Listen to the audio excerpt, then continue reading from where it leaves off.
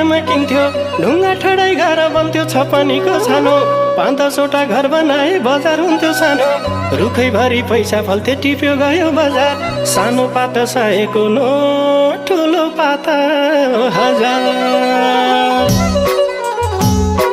हुन्थ्यो सधैँ